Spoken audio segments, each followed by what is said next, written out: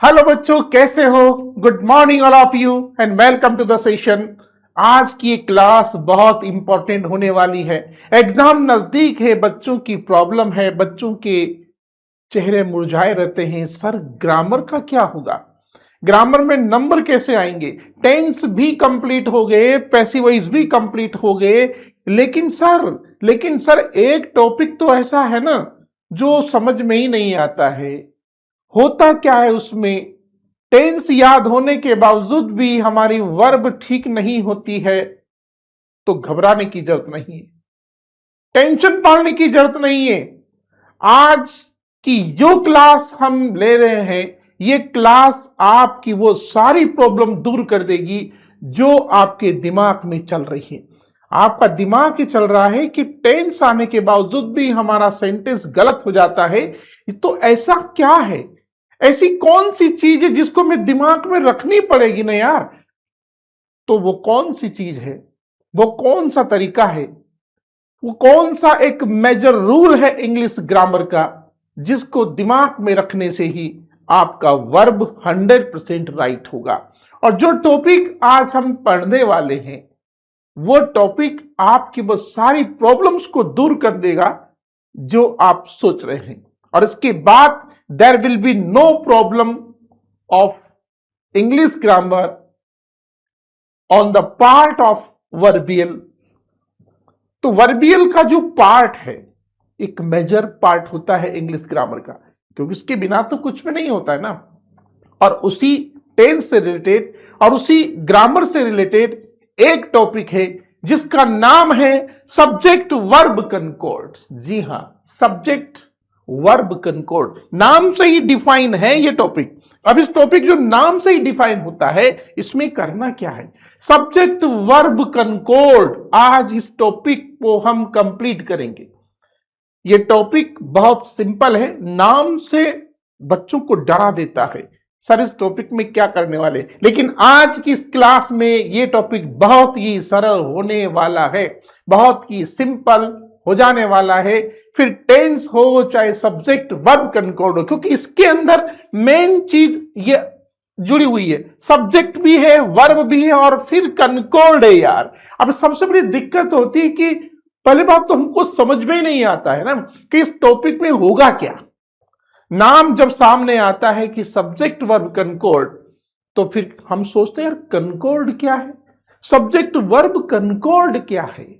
बस यही, अगर ये चीज आपको समझ में आ जाती है तो गारंटी मेरी है कि वर्ब की मिस्टेक आपके पास भटकेगी भी नहीं आसपास।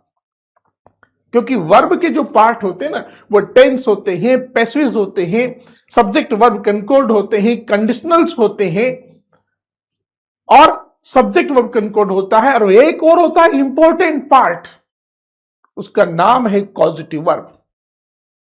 वो अलग पार्ट होता है, लेकिन आज ये सबसे इंपॉर्टेंट पार्ट है सब्जेक्ट वर्ब कनकॉर्ड। वर्ब को भी आप जानते हैं, सब्जेक्ट को भी आप जानते हैं, लेकिन you don't know what is the meaning of concord. Concord means, concord का मतलब होता है एग्रीमेंट। क्या बोलेंगे इसको? कनकॉर्ड का मतलब होता है एग्रीमेंट। एग्रीमेंट होता है, लेकिन ये एग्रीमेंट किसके बीच होना है? बस यही तो चीज समझ में कि हमारा जो सब्जेक्ट होता है, सब्जेक्ट, ये जो सब्जेक्ट है और एक तरफ ये वर्ब है, हम बात कर रहे हैं सब्जेक्ट और वर्ब की बीच का एग्रीमेंट होना चाहिए। यानी एग्रीमेंट का मतलब होता है संबंध कैसा हो, ये सब्जेक्ट के अकॉर्डिंग ही चलना पड़ेगा। तो सबसे इंपॉर्टेंट पॉइंट जो दिमाग में आपको रखना है वो ये है कि इसका मायना यह है कि सब्जेक्ट वर्ब कनकॉर्ड का मतलब ये हुआ कि वर्ब का जो यूटिलाइजेशन है सेंटेंस में, वो according to number of subject होता है। आप सबको पता है कि हमारे जो सब्जेक्ट होते हैं, सब्जेक्ट के 2 नंबर होते हैं। Subject has 2 number, singular and plural. 2 प्रकार के नंबर होते हैं प्यारे बच्चों, और यहीं पर हम मात खाते हैं। हम सीधी वर्ब को भरते हैं, आंख बंद करके हम चलते हैं। हमारा ब्लाइंड फेथ है कि बस टेंस समझ में आ गया तो सीधा वर्ब भरो, लेकिन वर्ब का यूज करने के लिए सबसे पहले जो इंपॉर्टेंट पॉइंट होता है वो सब्जेक्ट का नंबर भी है। You are to focus on the number of subject. समझ में आई चीज? तो नंबर ऑफ सब्जेक्ट पर जो फोकस नहीं करता उसका सेंटेंस कभी भी राइट नहीं होता, वो राइट वे में जा ही नहीं सकता, उसके नंबर आ भी नहीं सकता। ठीक है, तो ये ध्यान रखना है, सब्जेक्ट के नंबर पर ध्यान रखना है। If you want to fill the correct exactly, आया समझ में? तो ये ध्यान रखना है। आप इस टॉपिक में सबसे इंपॉर्टेंट पॉइंट जो हम पढ़ेंगे वो यही चीज पढ़ेंगे कि सब्जेक्ट का नंबर कैसे रिकॉग्नाइज करें। वर्ब भरना तो आसान है, हर कोई व्यक्ति वर्ब को फिलअप कर देता है। ठीक है, अगर आप समझदारी से काम करते हैं, समझकर काम करते हैं तो हर चीज इजी हो जाती है। बिजी भी रहना पड़ता है ना यार, बहुत बिजी रखना पड़ता है अपने आप को। If you are busy then everything easy, but if you are lazy nothing is easy. बस याद रखना इस पॉइंट को, लेजीनेस तो होनी ही नहीं चाहिए। Laziness is the main Foy of a man, ये ध्यान रखना है आपको। अब देखो सब्जेक्ट वर्ब, अब इसमें करना क्या है कि आपको सबसे जो इंपॉर्टेंट पॉइंट है वह है recognize the number of the subject. Subject का नंबर पहचानना ही सबसे बड़ी चीज है। अगर ये आपको समझ में आ जाता है तो आपका वर्ब भरना बिल्कुल आसान है, क्योंकि इसके अंदर हमें सिंगुलर और प्लूरल पर ही फोकस करना होगा। वर्ब कंकॉर्ड मींस एग्रीमेंट, आप समझें कि सब्जेक्ट कैसा हो रहा, number between various parts of sentence, यानी कि जो सेंटेंस होता है उसमें सब्जेक्ट का नंबर पहचानना बहुत जरूरी है। सीधा सिंपल सा पॉइंट हम यह है कि singular subject always takes singular verb and plural subject always takes plural verb. दिमाग में फिक्स करो, दिमाग में फिक्स कर लेना इस चीज को कि singular subject always takes singular verb and plural subject always takes plural verb. समझ में आई चीज? यार एक वचन करता तो एक वचन क्रिया, अगर बहुवचन आपका करता है तो क्रिया भी बहुवचन की होगी। बस ध्यान रखना सिंगुलर सब्जेक्ट ये एस एस है, सिंगुलर सब्जेक्ट के साथ में सिंगुलर वर्ब आएगी मेरे प्यारे बच्चों, एंड प्लूरल सब्जेक्ट के साथ में वर्ब होगी आपकी प्लूरल। ठीक है, बस ये ध्यान रखना है, जैसा करता वैसी क्रिया, ये big rule of English grammar है यार। तो यथा सब्जेक्ट बोलते हैं ना कि जैसा करता वैसी क्रिया, समझ में आई चीज? बोलते हैं कि जैसा राजा वैसी प्रजा, सारी चीज यहीं पर फिट जा रही ना, यहीं फिट हो रही है, सब्जेक्ट के अनुसार चलना होगा। तो यहां अब बार बार किस पॉइंट पर चलना है कि आपको सब्जेक्ट का रूल, सब्जेक्ट का नंबर पहचानने के जो रूल्स है, तो we will discuss over the rules how to recognize the number of subject, singular और प्लूरल तो आपको पता है। अब सब्जेक्ट वर्ब कंकॉर्ड में एक पॉइंट और ध्यान रखना है, यहां जिस वर्ब का यूज होता है ना वो इस सब्जेक्ट वर्ब कंकॉर्ड की फोल्ड पर वो वर्ब से अप्लाई होती है जिनका सेपरेट नंबर है, जो अपने आप में सिंगुलर है या अपने आप में प्लूरल है। कॉमन वर्ब का यूज सब्जेक्ट वर्ब कंकॉर्ड में नहीं होता है, जिनके साथ सब्जेक्ट का नंबर कोई डिफरेंस नहीं करता। जो सिंगुलर प्लूरल दोनों के साथ आ जाता है वो सब्जेक्ट वर्ब कंकॉर्ड की फोल्ड पर वर्ब अप्लाई नहीं होती है। यहां पर वही वर्ब आती है जो अपने आप में या तो सिंगुलर है या अपने आप में प्लूरल है। ठीक है, तो सिंगुलर प्लूरल पर ही मेन फंडा है। Subject verb agreement versus rules of correct use verbs. Rule number first क्या है? अब यहां पर जितने भी रूल्स हम पढ़ेंगे ना वो सारे रूल्स वही हैं जिनमें आपको अलग अलग तरीके से सिचुएशन समझना होगा कि अगर ये कंडीशन है तो सब्जेक्ट का नंबर कैसा होगा, अगर वो कंडीशन है तो सब्जेक्ट नंबर कैसा होगा, क्योंकि सब कंडीशन जो सब्जेक्ट के नंबर की जो कंडीशन को रिकॉग्नाइज करता है, जो उस स्टेप पर खड़ा हो जाता है, बस समझो कि वही सब्जेक्ट वर्ब कंकॉर्ड के फोल्ड पर राइट वर्ब का यूज करता है। सबसे पहले you are to recognize the number of subject. समझ में आया सबको? ध्यान से समझना पड़ेगा, अपने आप को सेंट्रलाइज करना होगा। दिमाग को खोलना पड़ेगा। दिमाग खुलता है भाई, दिमाग तो खोलना पड़ेगा ना। और दिमाग कब काम करता है? यानी human mind is just like parachute, it works when it is open. समझा ये चीज? तो ये ध्यान रखना इस चीज को। अब रूल नंबर फर्स्ट, अब हम डिस्कस करते हैं रूल नंबर फर्स्ट पर। क्या है? If the sentence expresses imagination then verb were is used. यहां ये रूल आप देखेंगे कि अगर सब्जेक्ट में इमेजिनेशन का भाव है, कोई कल्पना की जा रही है, कोई कल्पना की जा रही हो, तो हमेशा ध्यान रखना वर का ही यूज होगा। वर का, जी हां, in the sense of imagination always verb is used. ध्यान रखना इस चीज का। आई विश, जैसे for the example, I wish, काश मैं प्राइम मिनिस्टर होता, तो ये इमेजिनेटिव मैटर है।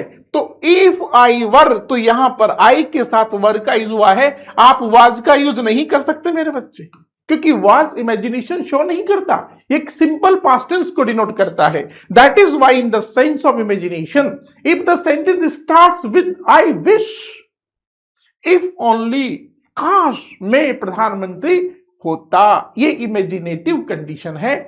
दूसरा है were I a king I would live in the palace, काश मैं राजा होता। यहां सेंटेंस ये इमेजिनेटिव कंडीशन का भी है बच्चा। इमेजिनरी कंडीशन भी यहां पर आपके सामने शो हो रही है मेरे बच्चों। इमेजिनरी कंडीशन जब सेंटेंस इफ से शुरू होता है, जिसे हम कहते हैं कि if I were A bird, ये हम कह सकते हैं इस प्रकार से। तो ये हमेशा वर का ही यूज होगा सब्जेक्ट सिंगुलर होने के बाद भी, क्योंकि in the sense of imagination word का ही आपको यूज करना होगा।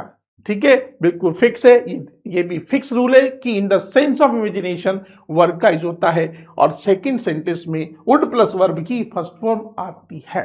ठीक है, दूसरा रूल हम चलते हैं हमारा next. When two different nouns are used for a person और thing then singular verb is used. अगर यहां पर ये एंड से जुड़े हैं, यानी कि दो नाउन जब एंड से जुड़ते हैं, लेकिन कंडीशन क्या होती है? एंड से तो जुड़े हैं लेकिन दोनों एक ही सिंगल यूनिट के रूप में या एक ही पर्सन को डिनोट करते हैं, तो वर्ब सिंगुलर आती है। जैसे सेंटेंस देखिए, यहां पर चीज को समझना पड़ेगा। यहां पर देखो द पोइट एंड पेंटर है, लेकिन पोइट के पहले आर्टिकल दी आया हुआ है, या आर्टिकल ए आ जाता है या आर्टिकल एन आता है, लेकिन दूसरे सब्जेक्ट के पहले कोई आर्टिकल नहीं आता है, तो इस कंडीशन में ये वर्ब सिंगुलर लेता है। यानी इसका मतलब व्यक्ति एक है, डेजिग्नेशन दो है। द पोइट एंड पेंटर, यानी जो व्यक्ति पोइट है वही पेंटर भी है। यहां पर पोजीशन क्या जा रही है? यहां पर पर्सन वन है। यहां पर ये जो पर्सन है ना, ये एक पर्सन है, एक व्यक्ति है, दो नहीं है। पोइट और पेंटर अलग अलग नहीं है, ये क्योंकि यहां आर्टिकल फर्स्ट यानी पोइट के पूर्व आर्टिकल आया है, पेंटर के पहले कोई आर्टिकल नहीं है, तो ये कंडीशन हमें वन पर्सन की ओर ले जाती है। That is why singular verb will be applied. The poet and painter has died, the clerk and counsellor was, क्योंकि यहां पर भी आर्टिकल नहीं है। अब आर्टिकल ए भी हो सकता है, एन भी हो सकता है और डी भी हो सकता है, हां, लेकिन दोनों के पूर्व ही आर्टिकल आ जाता है। अगर दोनों के पूर्व आर्टिकल आ जाता है, when two different nouns used for different persons then plural. जैसे यहां पर ये एंड है, आप देख रहे हैं ये एंड से जुड़ रहे हैं। अब देखो यहां पर the manager and the chairman, यहां पर दोनों के पूर्व ही आर्टिकल आया हुआ है। ये देखिए आर्टिकल दी का यूज हुआ है। The manager and the chairman are present, manager और चेयरमैन ऑफिस में उपस्थित हैं, यानी कि यहां पर दो व्यक्ति हैं। समझ में आई चीज? तो आर्टिकल ये बात करेगा, अगर दोनों के पूर्व ही आर्टिकल आते हैं तो प्लूरल वर्ब का यूज होगा, लेकिन एंड से जुड़े हुए दो सब्जेक्ट्स में फर्स्ट के पूर्व आर्टिकल है, सेकंड के पूर्व आर्टिकल नहीं है, तो इस मामले में एक पर्सन शो होता है और फिर सिंगल यूनिट माना जाएगा और उसमें फिर वर्ब आती है प्लूरल। ठीक है, नेक्स्ट रूल आता है कंप्लीट। दूसरा सेंटेंस समझो, the teacher and the poet have come. अब एग्जाम में क्या है, जैसे मान लीजिए यहां पर हैज का आप सोचेंगे the teacher and the poet, has come कर दिया तो गलत हो जाएगा, क्योंकि यहां तो दोनों के पूर्व ही आर्टिकल आया हुआ है बच्चा, दोनों के पूर्व ही आर्टिकल आ रहा है और इसीलिए यहां पर वर्ब प्लूरल होगी, क्योंकि एंड से जुड़े हुए दो नाउन आते हैं तो वर्ब होती है प्लूरल, लेकिन अगर आर्टिकल पहले के पूर्व हो दूसरे के पूर्व ना हो तो आर्टिकल होती तो वर्ब आएगी सिंगुलर। इस सेंस में वो एक पर्सन की ओर इंडिकेशन देते हैं। नेक्स्ट रूल है if two subjects are connected with and, यहां बोथ एंड, अब ये कंजक्शन है, अगर दो सब्जेक्ट्स एंड से जुड़े हैं, दो सब्जेक्ट बोथ एंड से जुड़े हैं, ठीक है, तो हमेशा वर्ब प्लूरल होती है। केवल एंड से जुड़े होने पर यह कंडीशन एक स्पेशल बन जाती है। यहां पर दिस इज स्पेशल कंडीशन है, ये एक स्पेशल कंडीशन है एंड से जुड़े होने की पोजीशन में। लेकिन बोथ एंड से जुड़ा है, एंड से जुड़ा हुआ है, दो नाउन है, तो फिर वर्ब स्वाभाविक रूप से प्लूरल होती है। Ram and Shyam are my friends. देखिए ये जो सेंटेंस है, यहां पर राम है, यहां श्याम है, तो दो नाउन है जो कि एंड से जुड़े हुए हैं। इस कंडीशन में यहां पर वर्ब होती है plural. Both Seema and Tina have completed the work, ये भी बोथ एंड से जुड़ा हुआ है, इसलिए यहां पर भी वर्ब आपकी प्लूरल आ रही है। तो सब्जेक्ट का नंबर इंपॉर्टेंट है। अब करेक्ट फॉर्म फिलअप करने के लिए या फिर सेंटेंस का एरर रेक्टिफिकेशन के फोल्ड पर भी सेंटेंस दिया जा सकता है। यहां पर जैसे मान लीजिए हैव है, अब हैव की जगह यहां पर जो है आपको हैज का यूज करके ये सेंटेंस आपका एरर इसमें की जा सकती है, तो ये एरर रेक्टिफिकेशन पे भी सेंटेंस दिया जा सकता है। तो you are to recognize the error from the sentence, ये आपको समझना होगा, सब्जेक्ट का नंबर समझना होगा। जितने भी रूल्स हम पढ़ रहे हैं ये सारे के सारे रूल्स सब्जेक्ट के नंबर को पहचानने के लिए है। अब जो वर्ब सिंगुलर है वो तो आपको पता है, हैज अपने आप में सिंगुलर है, डज अपने आप में सिंगुलर है। जिस वर्ब की फर्स्ट फॉर्म के साथ एस या यस लग जाता है वो वर्ब सिंगुलर होती है। जिस वर्ब की फर्स्ट फॉर्म में एस और यस नहीं लगता वो वर्ब हमेशा प्लूरल होती है। इज अपने आप में सिंगुलर है, हैज अपने आप में सिंगुलर है, वाज अपने आप में सिंगुलर है। इसी प्रकार हैव, आर, वर ये अपने आप में सिंगुलर है। विल का और सेल का और हेड का यूज नहीं होता है सब्जेक्ट वर्ब कनकॉर्ड के फोल्ड पर, क्योंकि ये कॉमन वर्ब्स होती हैं। इनमें सब्जेक्ट चाहे कोई सा भी हो, विल, सेल एज कॉमन होती है, इसीलिए इनका यूज नहीं होता। अब यहां नेक्स्ट रूल की हम बात करते हैं, तो ये एंड और बोथ एंड वाला रूल है, सिंपल रूल है, सिंपल पॉइंट है यार सब्जेक्ट के नंबर को पहचानने के। When two subjects are connected with either, अब देखो कभी कभी दो सब्जेक्ट्स आइदर और से, नाइदर नोर से, नॉट ओनली बट आल्सो से या और से भी जुड़े जाते हैं। तो यहां पर क्या होता है, if two subjects are connected with the help of neither nor, either और, not only but also or, तो then verb will be applied in the sentence according to the second subject. You are to focus on this point. You will have to recognize the type of the and condition of the sentence. कि neither nor, either or से जुड़े हैं तो verb will be applied according to the second subject. No man, no man, और देखो तो woman was, neither he nor she, यहां पर सबसे नजदीक सब्जेक्ट क्या है, she है, तो she के अकॉर्डिंग ही वर्ब का यूज होगा। इसी प्रकार और भी कई सारे सेंटेंस होता है, जैसे मैंने कहा neither you nor I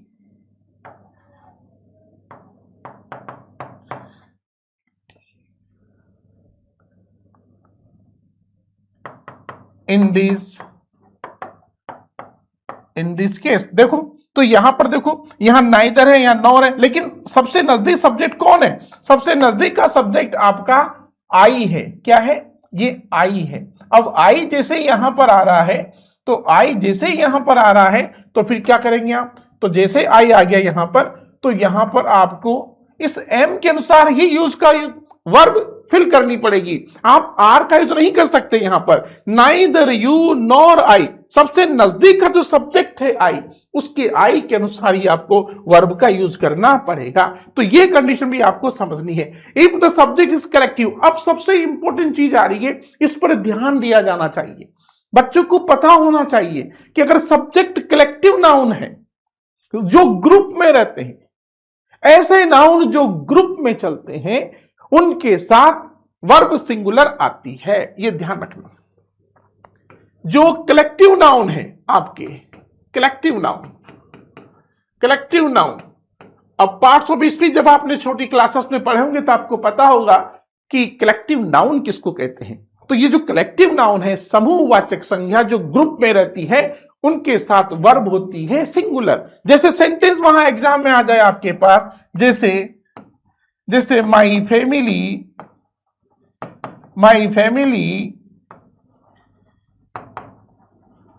going to market today, और यहां पर एज और आर यहां पर लिखा हुआ है ब्रैकेट के अंदर। तो you are to select the singular verb with collective noun. Family ये कलेक्टिव नाउन है, परिवार है, एक जो है ग्रुप ऑफ मेंबर्स है, इसलिए यहां पर इज का यूज होगा, आप आर का यूज नहीं कर सकते। तो जब भी कलेक्टिव नाउन आता है, सेंटेंस देखो, the parliament has pass the bill. Parliament क्या है? ये संसद है। पार्लियामेंट एक कलेक्टिव नाउन है, इसलिए इसके साथ हैज का यूज हुआ। आर्मी वाज डिप्लॉयड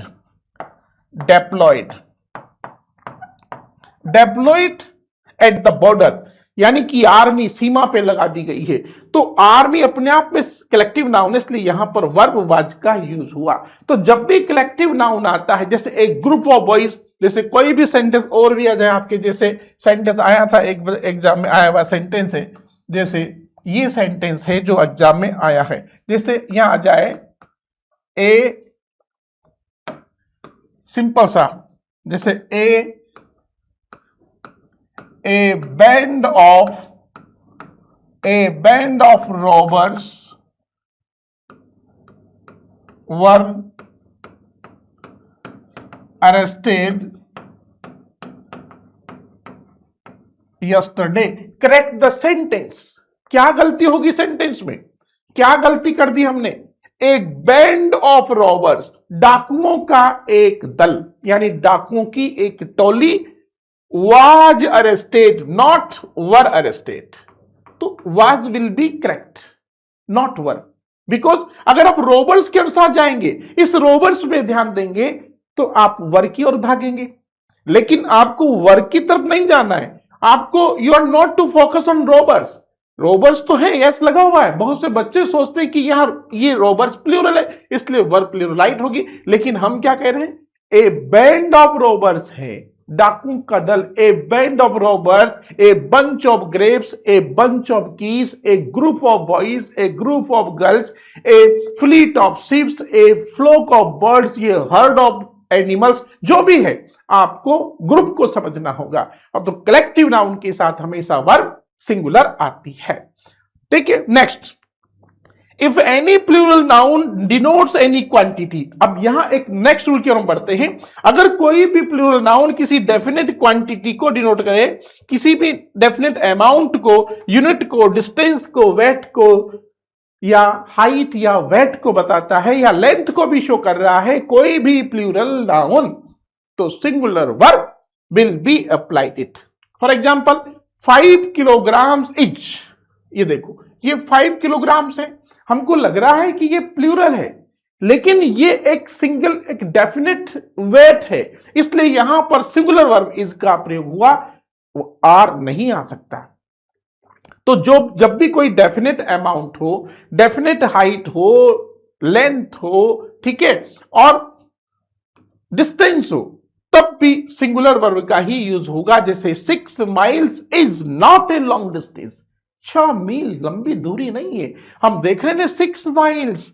अब 6 माइल्स हम सोचेंगे प्लूरल है, लेकिन it is not plural because it denote the definite distance. तो that is why you are to use singular verb. तो जब भी कोई प्लूरल नाउन एक डेफिनेट अमाउंट, हाइट और लेंथ और डिस्टेंस को शो करता है, तो उसके साथ वर्ब होती है सिंगुलर। अब सबसे मजेदार बात आ रहा है, सबसे मजेदार रूल्स है यार, सबसे मजेदार रूल्स है जो हम कंफ्यूज हो जाते हैं कभी कभी, लेकिन कंफ्यूज होने की जरूरत नहीं है, क्योंकि हमारे दिमाग में एक ही भ्रांति घुस जाती है कि जहां भी एस लग जाता है वो प्लूरल होता है। क्या मानते हैं? जहां भी एस हम ऐड करते हैं तो वो प्लूरल है, क्योंकि बात सही भी है। जैसे हमने कहा बॉय और यहां लगा दिया हमने एस, तो ये प्लूरल हो गया, बिल्कुल सही बात है यार। यहां हमने ये गर्ल है, इसके साथ एस लगाएंगे तो डेफिनेटली ये प्लूरल है, ठीक है, डेफिनेटली ये प्लूरल है, क्यों, और है भी सही, इसमें नो डाउट। लेकिन हर बार एस अब जैसे मान लीजिए मैं यहां लिख दूं न्यूज, क्या ये प्लूरल है? सोचो, मैं लिख दूं यहां पर मैथ्स, क्या ये प्लूरल है? इसके पीछे एस लग रहा है। मैं लिख दूं इकोनॉमिक्स, क्या ये प्लूरल है? जी नहीं, हमेशा एस लग, नाम में भी कभी कभी एस आ जाता है ना। जैसे स्टार वॉर्स एक फिल्म का नाम है, स्टार वॉर्स। और एक इसी प्रकार से द अरबियन नाइट्स ये नोवेल का नाम है, द अरबियन नाइट्स, पीछे एस लगा हुआ है। इसका मतलब नहीं। तो कुछ नाउन ऐसे होते हैं, कुछ नाउन ऐसे होते हैं, देयर आर सम नाउन, ठीक है, there are some nouns which seem like plural but they take singular verb, लेकिन उनके साथ वर्ब होती है सिंगुलर। जी हां, ये जितने भी नाउन आप देखें, जैसे न्यूज है, बिलियर्ड्स है, मैथमेटिक्स है, इकोनॉमिक्स है, फिजिक्स है, गैलोज है, बेलोज है, एथलेटिक्स है, जिम्नास्टिक्स है, वेजेज है, इनिंग्स, आर्म्स, सिविक्स, ये सबके पीछे ऐसा आ रहा है। तो सबके पीछे ऐसा आ रहा है, लेकिन इसका मतलब it doesn't mean that they are plural. आया समझ में? तो इनके साथ हमेशा वर्ब आती है सिंगुलर। तो इस प्रकार की नाउन के साथ हमेशा क्या वर्ब होगी? हमेशा जो वर्ब है बेटा, वो वर्ब हमारी सिंगुलर होती है। कौन सी होगी? वर्ब सिंगुलर होगी। बस यही हम बात कहते हैं। बोर्ड के एग्जाम में यही गलती होती है, और ये गलती आप रिपीट ना करें, ध्यान रखना इस चीज का। बहुत से बच्चे करते हैं, एग्जाम में दिखाई देता है हर बार कॉपी के अंदर, क्योंकि वहां एग्जाम में आपको लिखना पड़ेगा, सही सही लिखना पड़ेगा, क्योंकि एग्जाम में आपको देखकर नंबर नहीं मिलते हैं, आपकी कॉपी देखकर नंबर मिलते हैं। इसलिए कॉपी में अच्छा लिखना सीखो, अपनी कलम को चलाना सीखो, क्योंकि आपकी कलम ही अपने आप एक शक्तिपीठ होती है। सत्य कलम की शक्तिपीठ है, एग्जाम में बोलेगी। आया समझ में? और वर्तमान की स्टडी को समय तुला पर तोलेगी। और इसलिए ध्यान रखो, समय सबका एक जैसा नहीं होता है। सबसे इंपॉर्टेंट पॉइंट है वो एग्जाम के 3 hours. Those 3 hours are very important for you, because they will decide your future, your rank, your score, how to work your mind in this duration in the examination hall in the 3 hours. That is very important. आया समझ में? इसलिए अपने दिमाग को खोलना सीखो, इसका यूज करना सीखो, और यही चीज इस टॉपिक में सिखाई जा रही है। दिमाग को कैसे खोला जाता है, यही वह चीज है। हमें चलना पड़ेगा, एनालॉग की स्टाइल अपनाते हुए चलना पड़ेगा। ये टॉपिक एक ही सिखाता है, अलग अलग तो मैंने हम कंफ्यूज हो जाते हैं। बिलियर्ड्स एस लग गया यार, ओहो प्लूरल है, प्लूरल है, प्लूरल है कहां भैया, एस लगा हुआ है।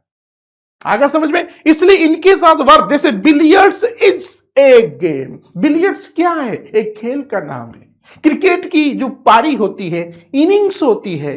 Innings has been declared, not innings have been declared by Virat Kohli. Innings have been declared by Virat Kohli. Correct the sentence. क्या? What will be the correction? Innings has been declared, not have been declared. Innings S लगा हुआ है ना, दिमाग तो वही दौड़ेगा ना, दिमाग तो वही जाएगा, एस लगा हुआ है इसलिए प्लूरल है। अरे एस प्लूरल नहीं है, इनिंग्स उसका नाम ही यही है। इसी प्रकार फिजिक्स, ओहो physics is a good subject. Physics की स्पेलिंग में एस आया है, तो इसका मतलब ये प्लूरल थोड़ी है। मैथमेटिक्स है, आपका स्टैटिस्टिक्स है, एथलेटिक्स है, जिम्नास्टिक्स है, वेजेज है, ये ऐसे वर्ड हैं। सिविक्स है, पॉलिटिक्स है, इनके साथ हमेशा सिंगुलर वर्ब का ही यूज होता है। चलिए, इफ द सेंटेंस स्टार्ट्स, अब देखो समझ में आ रहा है, रूल 8 तक कंप्लीट समझ में आया। अब यहां देखें, सेंटेंस की स्टार्टिंग किससे होती है? स्टार्टिंग देखना है। अगर आपका सेंटेंस एवरी से शुरू होता है, ईच से शुरू होता है, नो वन से शुरू होता है, नोबडी से शुरू होता है, नन से या मेनी ए से, the number of, one of, either से शुरू होता है, तो वर्ब होती है सिंगुलर। ये हमारे डिस्ट्रीब्यूटिव प्रोनाउन है।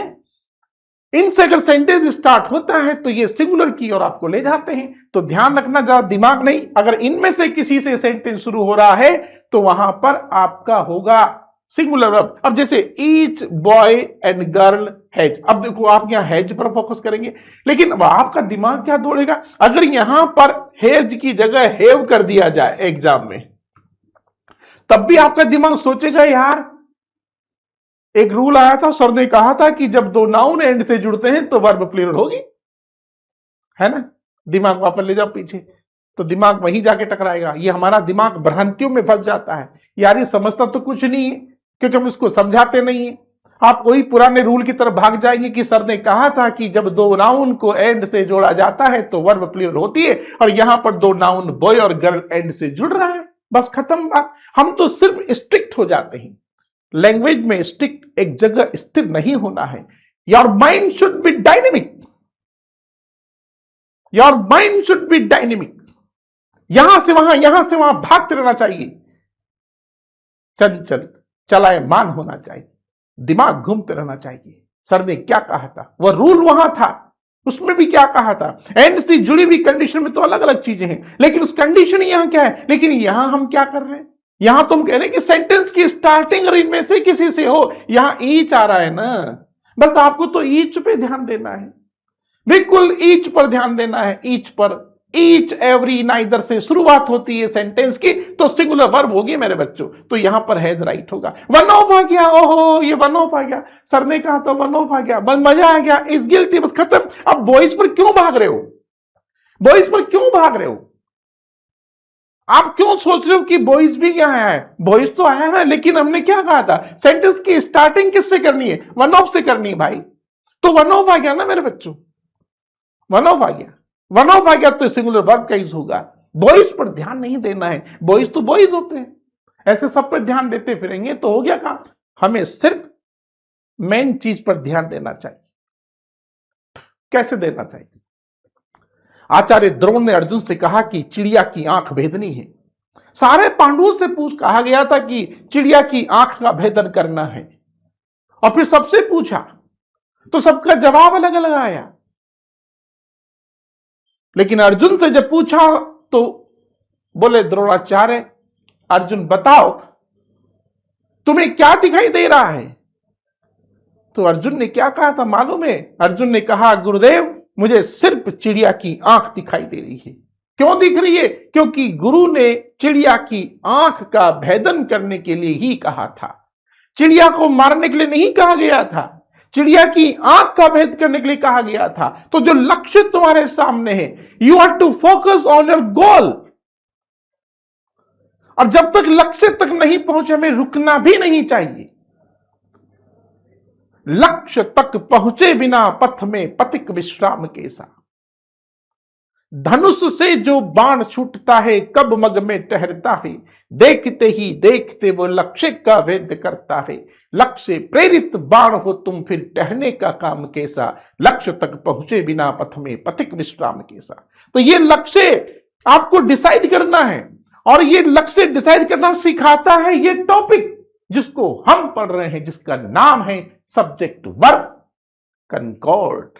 समझ में आया चीज, इसलिए कह रहा हूं कि बहुत इंपॉर्टेंट है, और ये क्लास इंपॉर्टेंट होने वाली है, समझ में चीज। और इसलिए ईच पर ध्यान रखें, सेंटेंस की शुरुआत किससे हो, बस आपको सिंगुलर वर्ब का यूज करना है। हम come on rule number 10, there are some nouns. अब जैसे कुछ नाउन ऐसे होते हैं जो हमको प्लूरल की तरह दिखाई देते हैं, लेकिन उनके साथ वर्ब अभी हमने ली सिंगुलर, जैसे मैथमेटिक्स, फिजिक्स, केमिस्ट, वो जो लिया हमने मैथमेटिक्स, एथलेटिक्स, इमेजेस। लेकिन यहां कुछ नाउन ऐसे हैं जिनके साथ में एस नहीं आता, जो दिखते हैं प्लूरल की तरह, जो दिखते हैं सिंगुलर की तरह, जैसे केटल है, पीपल है, स्कोर है, थाउजेंड है, जेंट्री है, ठीक है, ये पुलिस है, पिजेंट्री है, अल्फाबेट है, ऑफ स्प्रिंग्स है, of spring, clergy, infantry, nothing but इनके साथ वर्ब आती है प्लूरल। ध्यान रखना है यहां पर, ये ध्यान रखना है यहां पर, ये देखो यहां पर वर्ब आती है प्लूरल। ये नाउन ऐसे हैं जो हमको बिल्कुल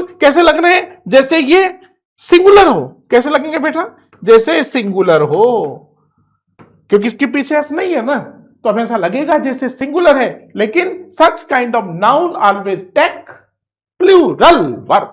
for example, the cattle are grazing in the field, the people were fully satisfied. यहां पर आ गया ना, ये सब प्लूरल है, कैटल। तो ये ऐसे नाउन है जो आपको ऐसा लग रहा है जैसे चिल्ड्रन मैंने कह दिया यहां पर, जैसे मैं लिखूं, जैसे children has gone, children has gone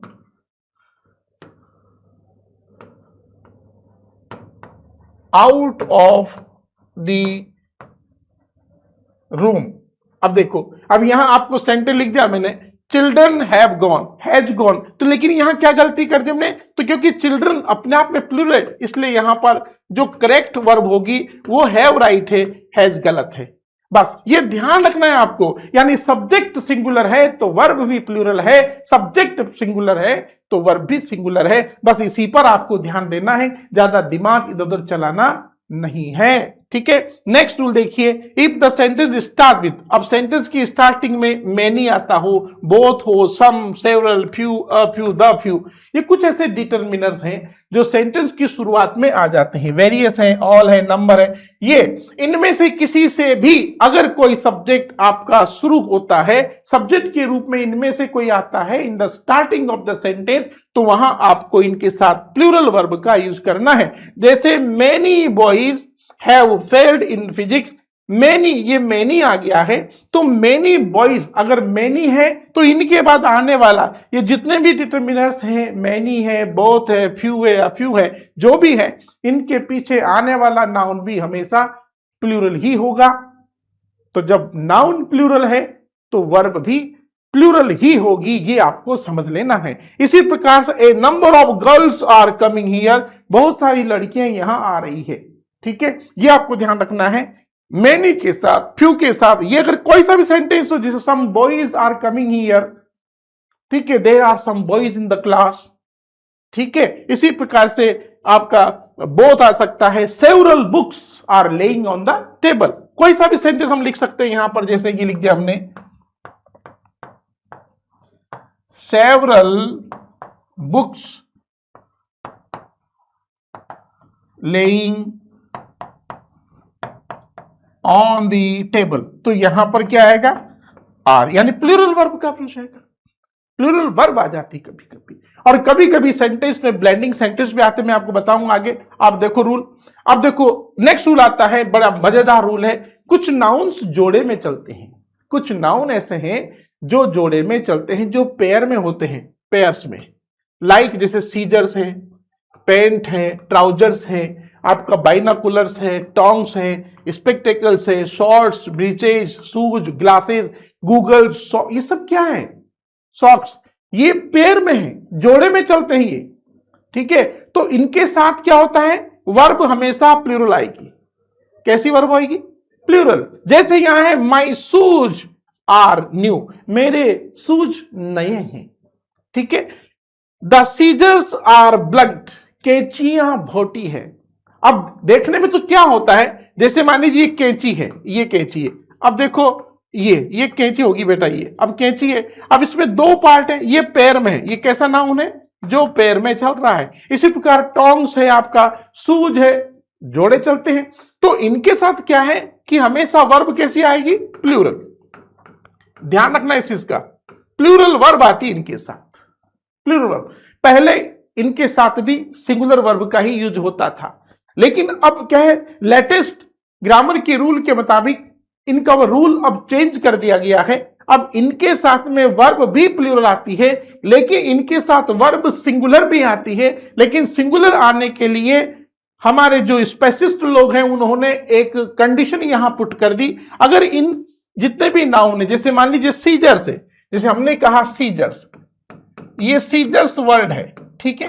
अब सीजर्स के आगे मान लीजिए द सीजर्स आ गया है, तो सीजर्स के साथ तो आपको क्या है, प्लूरल वर्ब का यूज करना पड़ेगा।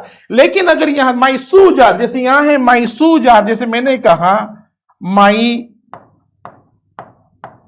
माई शूज आर ब्लैक, ये मैंने कहा आपको मेरे शूज काले हैं, तो यहां तो वर्ब का प्लूरल का यूज हो गया, माई शूज आर। इसी प्रकार से ये माई ग्लासेस, माई ट्राउजर्स, ठीक है। लेकिन इनके साथ सिंगुलर वर्ब का यूज भी होता है अगर इनके पहले ए पेयर ऑफ वर्ड शब्द, ए पेयर ऑफ शब्द जुड़ा हुआ आ जाए। जैसे फॉर एग्जाम्पल हम कहते हैं आपको, जैसे यहां पर ये सेंटेंस है, अगर इनके आगे ए पेयर ऑफ लगा हुआ है तो फिर वर्ब सिंगुलर होगी, ध्यान रखना यहां पर, ठीक है। जैसे हमने सेंटेंस दिया यहां पर कि माई शूज आर ब्लैक, ठीक है, मेरे शूज काले हैं, ठीक है। लेकिन अगर सेंटेंस में ऐसे लिख दूं यहां पर ए पेयर ऑफ शूज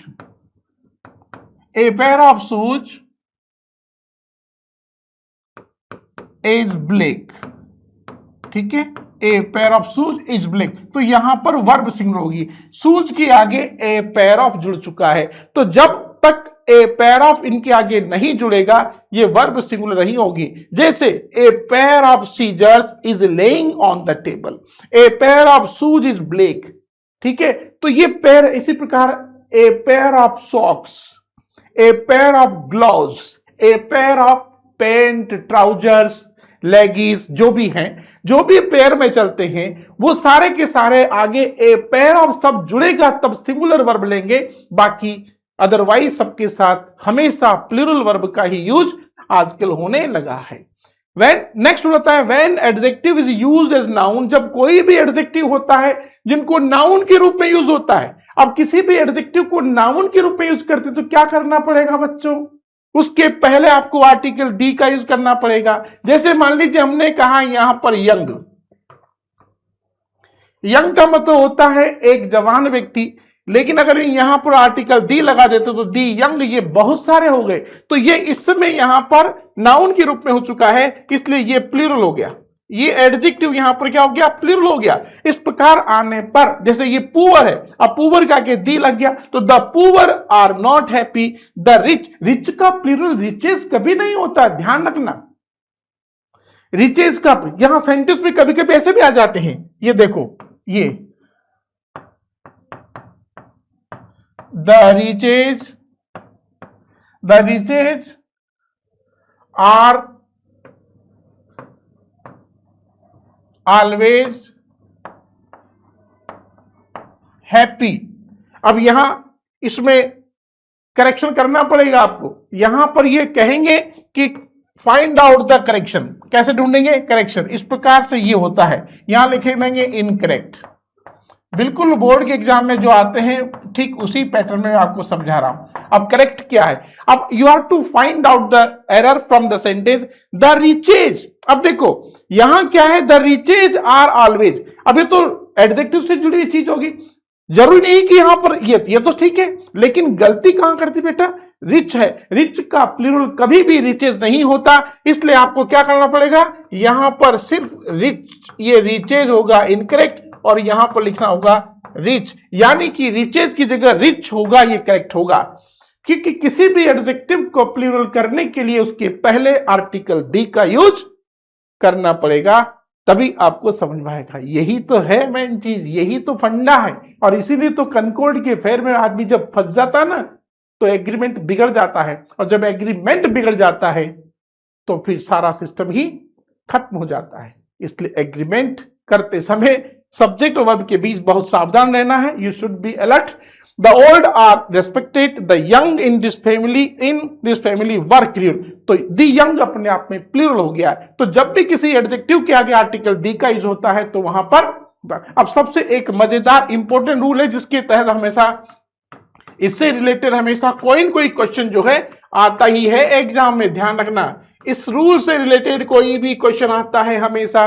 रूल क्या है कि जब दो सब्जेक्ट जुड़े होते हैं एज वेल एज से, बिसाइड से, विद से, टुगेदर विद से, अलोंग विद से, ये कंजक्शन है, इनमें से किसी से भी दो सब्जेक्ट जुड़े हों, कितने, दो, ये प्लस कर दिया, ये प्लस कर दिया, ये सब्जेक्ट यहां लिख दिया, एक सब्जेक्ट यहां लिख दिया, अब ये तो पहला सब्जेक्ट है, ये सेकंड सब्जेक्ट है, इनसे जुड़े हुए दो सब्जेक्ट में से हमेशा वर्ब जो है अकॉर्डिंग टू फर्स्ट आती है, ये फर्स्ट वाला सब्जेक्ट है। If two subjects are connected with as well as, besides with, together with, along with, in addition, besides कुछ भी आ जाए तो हमेशा in this condition verb will be applied according to number of first, not second.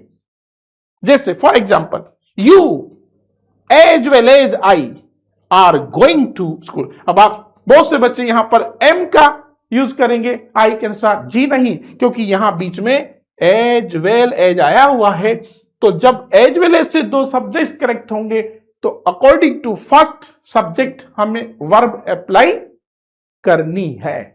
समझ में आई चीज?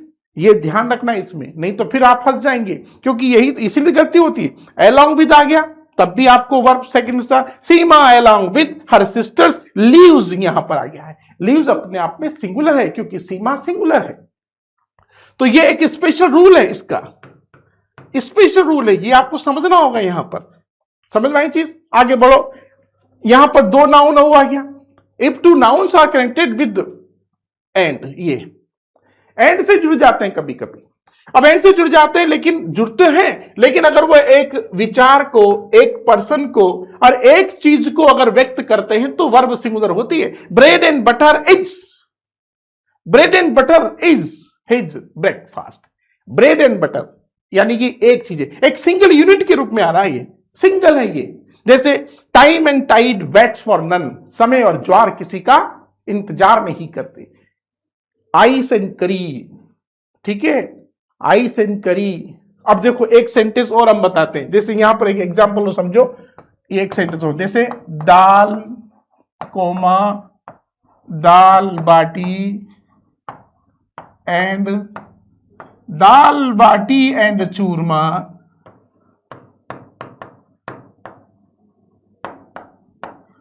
Are a famous dish of Rajasthan. आ गया ना मुंह में पानी, है ना? दाल बाटी एंड चूरमा। अब सोचेंगे आप, यहां दाल भी है, बाटी भी है, चूरमा भी है, यार बहुत सारी चीजें मिल गई, दाल भी मिल गई, बाटी भी मिल गई, चूरमा मिल गई, तो फिर तो भाई साहब यहां पर आना चाहिए। नहीं आगा, क्यों? क्योंकि यहां पर ये एक से अधिक नाउन एंड से जुड़ रहे हैं, लेकिन बेटा ये सिंगल यूनिट है, ये एक डिश के रूप में यूज किया। ये एक डिश का नाम है, राजस्थान की डिश है, dal baati and churma is a famous dish of Rajasthan. तो यहां पर आर नहीं, इज का यूज होगा, इज का सिंगुलर वर्ब आएगी। इस कंडीशन में वर्ब सिंगुलर आती, जैसे slow and steady wins the race, ठीक है। लेकिन सेपरेशन हो जाता है कभी कभी, bread and butter are sold, तो वहां पर सेपरेशन हो जाएगा अलग अलग। तो अलग अलग आने के सेंस में फिर ये प्लूरल वर्ब ले जाती, लेकिन आपको ब्रेड एंड बटर के साथ, जैसे आइस एंड करी है, ये सारी चीजें जो एक सिंगल यूनिट के रूप में आते हैं, तो इनके साथ हमेशा वर्ब। अब एक बड़ी इंपॉर्टेंट रूल है जो बहुत कम बच्चों को पता होता है। जब दो सिंगुलर नाउन प्रीपोजिशन जुड़ते हैं, एक के बाद एक रिपीटेशन होता है, singular noun repeated used after preposition, तो in this condition singular verb will be applied in the sentence. तो वर्ब आती है सिंगुलर। कौन सी वर्ब आती है? सिंगुलर। जैसे मैन आफ्टर मैन, ये बीच में प्रीपोजिशन है और ये दोनों ही सिंगुलर नाउन है। तो man after man was coming. अब यहां पर आप सोचेंगे कि मैन आफ्टर मैन, यार दो दो आदमी हो रहे। जी, यहां दो दो आदमी नहीं है, यहां हम कह रहे हैं कि ये सिंगुलर नाउन है, ठीक है, और बीच में प्रीपोजिशन है, बीच में प्रीपोजिशन है और फिर ये सिंगुलर नाउन है। तो बीच में प्रीपोजिशन है और ये सिंगुलर नाउन प्रीपोजिशन के बाद रिपीट होता है, तो इस कंडीशन में वर्ब जो होती है वो सिंगुलर होती है। कैसी होती है? वर्ब सिंगुलर होती है। इस बात का आपको ध्यान रखना है। तो वर्ब सिंगुलर होगी। आगे भाई पॉइंट, तो जैसे man after man was coming here, ship after ship is arriving regularly, यानी एक के बाद एक जहाज यहां आ रहे हैं, एक के बाद एक आदमी यहां आ रहा है, यार एक के बाद एक लड़का यहां से जा रहा है, ठीक है। Boy after boy is going from here, ठीक है। After man is coming to attend the function, एक के बाद एक व्यक्ति आ रहा है, यार जा रहा है, एक के बाद व्यक्ति जा रहा है, एक के बाद व्यक्ति जा रहा है। तो ये जो प्रीपोजिशन से रिपीटेशन होता है सिंगुलर नाउन का एक के बाद एक, तो इस कंडीशन में सिंगुलर वर्ब का ही यूज होता है। इस बात का आपको ध्यान रखना है। नेक्स्ट रूल आता है वेरी इंपॉर्टेंट और बहुत ही स्पेशल रूल है। ये भी स्पेशल रूल है जो बहुत कम बच्चों को पता होता है, बहुत कम बच्चों को पता होता है, और एग्जाम में इस टाइप के सेंटेंस ज्यादा आ जाते हैं जहां फिर हम कंफ्यूज हो जाते हैं। ये जो नाउन देख रहे हो मेरे बच्चों, fish, furniture, luggage, information, advice, work, knowledge, electricity, scenery, traffic, weather, hair, ये ऐसे नाउन है जिनको कभी भी बहुवचन में कन्वर्ट नहीं किया जा सकता, कैन नॉट बी प्लूरलाइज्ड। इनका कभी भी बहुवचन में हम नहीं कर सकते। ऐसा नहीं कि फिश लिख दे आपने, ये फिश, फिश का प्लूरल ये फिशेस नहीं होता बेटा, गलत है। इनको कभी भी बहुवचन में कन्वर्ट नहीं करते, ये तो हमेशा ही एक जैसे रहते हैं। Fish, not fishes. बहुत सारी मछलियां हैं तब भी फिश रहेगा, इसको फिशेस नहीं किया जा सकता, ठीक है। फर्नीचर है, हमेशा फर्नीचर्स नहीं, फर्नीचर ही रहेगा, फर्नीचर्स नहीं होगा। फर्नीचर का प्लूरल फर्नीचर ही रहता है, फर्नीचर्स नहीं होता, ठीक है ना। इसी प्रकार लगेज है, इंफॉर्मेशन है, एडवाइस है, हेयर है। अब हेयर क्या है? हेयर, हेयर का प्लूरल भी हेयर ही होता है, लेकिन इसके साथ एक चीज होती है, जब बालों का रंग है को, जैसे मान लीजिए सेंटेंस आ जाए तो इनके साथ वर्ब आती है सिंगुलर, तो याद रखें इन ये जो सच काइंड ऑफ जो नाउन है इनके साथ हमेशा वर्ब क्या होगी? सिंगुलर। जैसे जैसे फॉर एग्जाम्पल हम कह रहे हैं आपको, जैसे सेंटेंस दे रहे हैं यहां पर हम, जैसे सेंटेंस आ रहा है यहां, ये समझना, समझ आएगी चीज, तो इस चीज को आप समझे ध्यान से। अब यहां पर आपका सेंटेंस समझें, जैसे जैसे एग्जाम्पल है, जैसे जैसे माई हेयर इज ब्लैक, ठीक है। अगर मैं यहां लिख देता हूं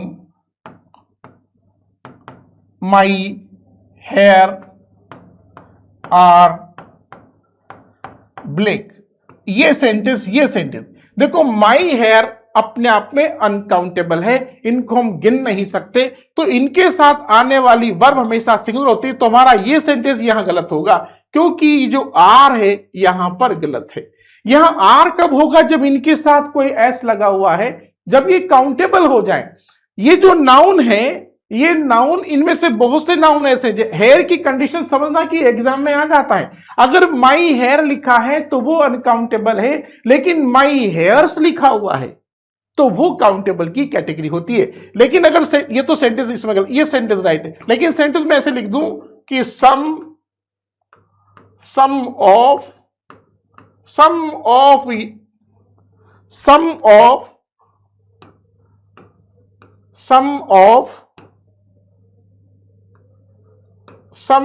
of your hairs are white। ये सेंटेंस मैंने यहां लिखा है some of your hairs were white, तो फिर सेंटेंस आपका राइट है, क्योंकि हेयर के साथ एस लगा हुआ है, तो फिर ये कलर बदल गया, यानी ये काउंटेबल हो गया। फर्नीचर्स आता है तो फिर वो काउंटेबल है, अगर फर्नीचर है तो वो अनकाउंटेबल है। केवल फर्नीचर लिखा है तो आपको प्लूरल वर्ब का यूज करना है, किसका? सिंगुलर।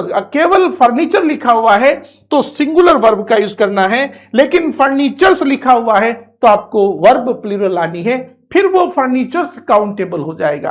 किसी रूम में फर्नीचर है, the furniture has been arranged in the room, यानी रूम के अंदर फर्नीचर अरेंज किया जा सकता है। अगर वहां लिखा है the furnitures have been arranged in the room, तो फर्नीचर्स वहां अरेंज किया जा चुका है, इसका मतलब डिफरेंट टाइप ऑफ फर्नीचर है।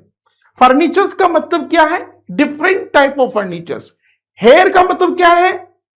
अनकाउंटेबल, जिनको गिन नहीं सकते। बालों का रंग अगर एक है तो वर्ब होगी सिंगुलर, बालों का रंग अलग अलग अलग है तो वर्ब होगी प्लूरल। सीधा सा फंडा दिमाग में रखो यार मुझे मत देखो यार, मेरे तो वैसे भी बाल नहीं है, मुझे देखने से फायदा ही नहीं होगा, इसलिए रंग अलग अलग हैं। इसी प्रकार फिश है तो सिंगुलर वर्ब होगा, लेकिन फिशेज अगर आता है तो समझो कि वह डिफरेंट काइंड ऑफ ब्रीड है, अलग अलग नस्लों की मछलियां पानी में तैर रही हैं, ये तैर रही हैं, तो फिशेज का मतलब होता है डिफरेंट टाइप ऑफ ब्रीड्स। तो अगर फिशेज है तो you can use plural verb, बस यही चीज ध्यान रखना है आपको। लेकिन एस नहीं लगा हुआ है, एस नहीं लगा हुआ है, तो इनके साथ वर्ब आती है singular. This is very important point. अब देखो सेंटेंस समझो, नॉलेज इज पावर। अब नॉलेज कैसा नाउन है आपका? नॉलेज कैसा नाउन है? ये लास्ट रूल है इसका। नॉलेज वैसे भी अनकाउंटेबल है, नॉलेजेस तो होता नहीं। Work is worship. अब यहां पर एक चीज और ध्यान रखना है आपको, अगर आपका सेंटेंस का सब्जेक्ट अनकाउंटेबल नाउन हो, अनकाउंटेबल हो, अनकाउंटेबल नाउन हो और सेंटेंस की शुरुआत किसी इन्फिनिटिव या जिरेंड फ्रेज से हो, इन्फिनिटिव, ये ध्यान रखना, इन्फिनिटिव या जिरेंड, जिरेंड फ्रेज से हो, जिरेंड फ्रेज। जैसे सेंटेंस से समझो, जैसे फॉर एग्जाम्पल सेंटेंस है water, water life on this earth. अब यहां पर इज और आर ब्रैकेट में दिया जा रहा है, ठीक है। दूसरा सेंटेंस ये अनकाउंटेबल है, यहां दूसरा देते हम, जैसे वॉकिंग, वॉकिंग ए गुड एक्सरसाइज, और यहां पर भी इज और आर ब्रैकेट में है, ठीक है। और तीसरा आता है यहां पर to walk, to walk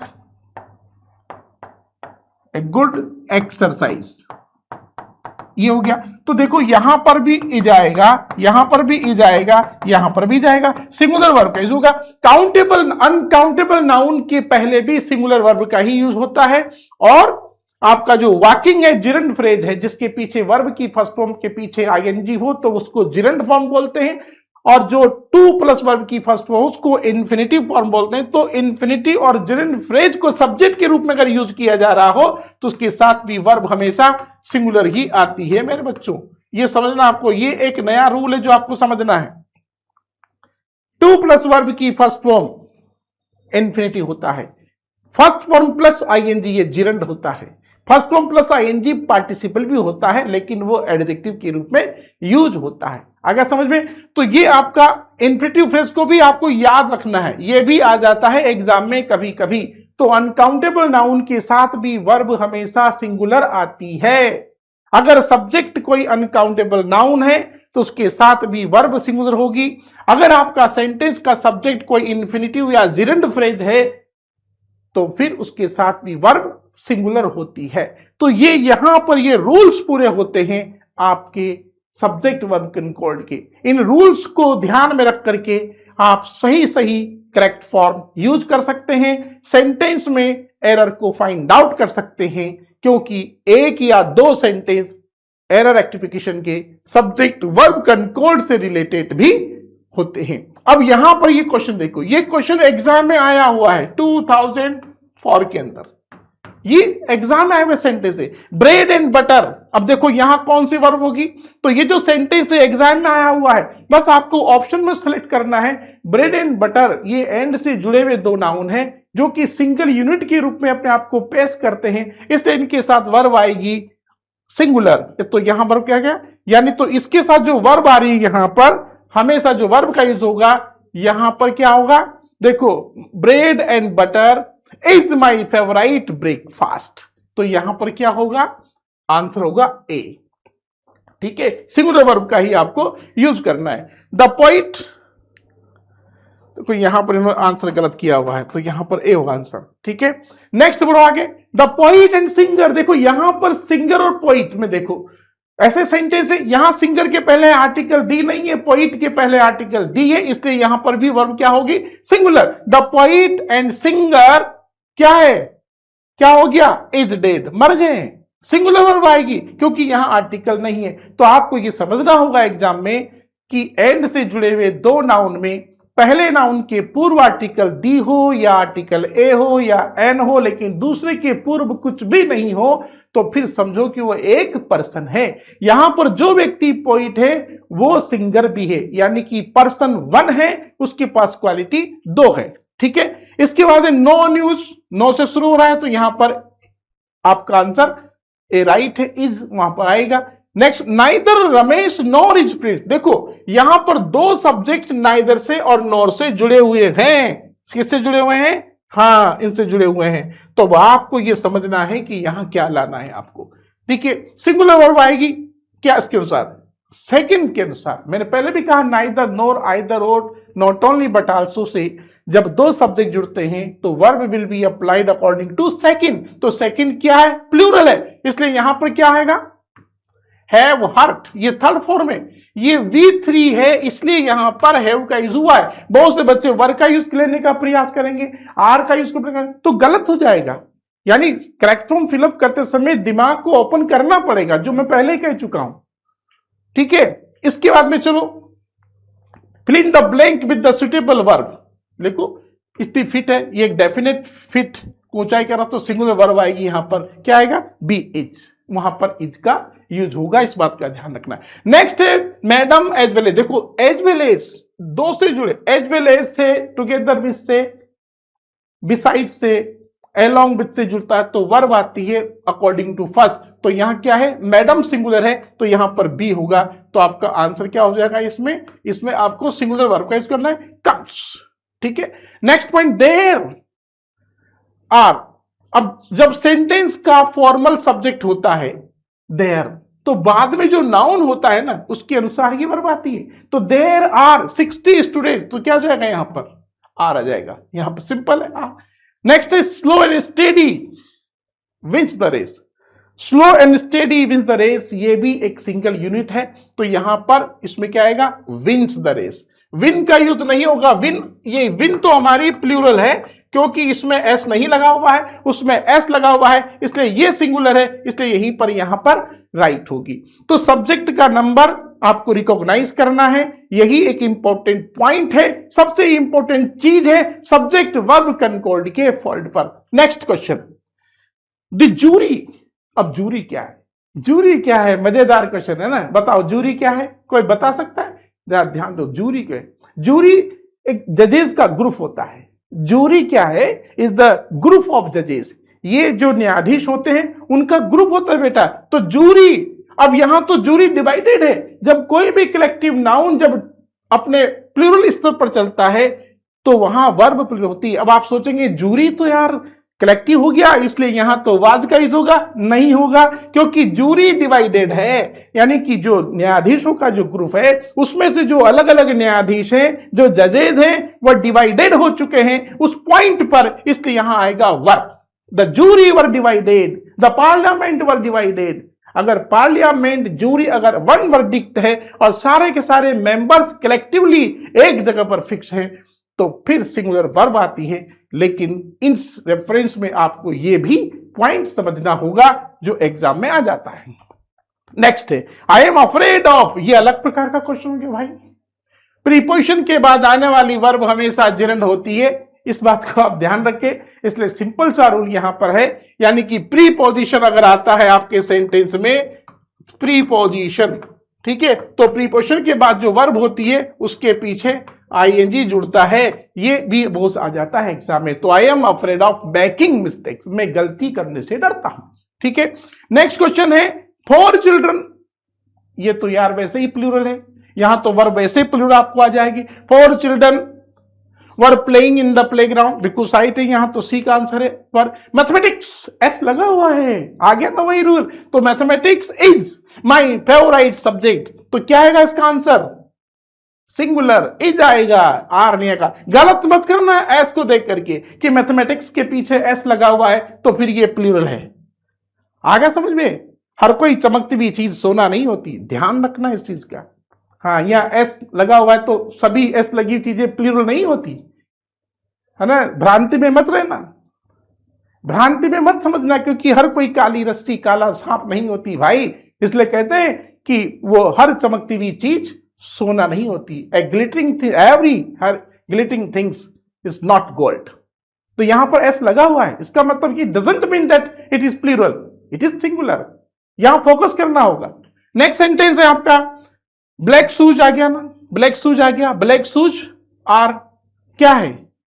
black shoes, the boy with, अब देखो यहां भी विद से जुड़े हुए हैं दो सब्जेक्ट, बॉय भी है और द ब्लैक शूज भी है, तो यहां पर क्या वर्ब होगी? द बॉय के अनुसार, the boy with the black shoes, ठीक है, क्या होगा? इज माई कजिन, ये बॉय के अनुसार ही आएगी वर्ब, ये इज, ठीक है, तो यहां पर बी ऑप्शन होगा। ये आपकी कुछ क्वेश्चंस हैं जो एग्जाम में आए हुए हैं, जो हमने यहां डिस्कस किए हैं। सब्जेक्ट वर्ब कंकॉर्ड से रिलेटेड इसी टाइप के सेंटेंस सीबीएसई बोर्ड में आपको मिलेंगे, जिसमें आपको करेक्ट फॉर्म फिलअप करने के लिए कहा जाएगा या फिर सेंटेंस में से एरर को फाइंड आउट करने के लिए कहा जाएगा।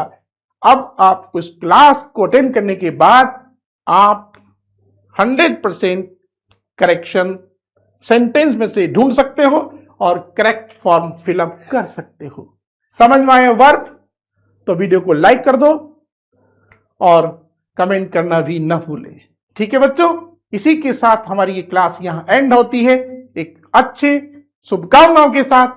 Thank you very much, best of luck, do your best in exam. Thank you very much, all the best.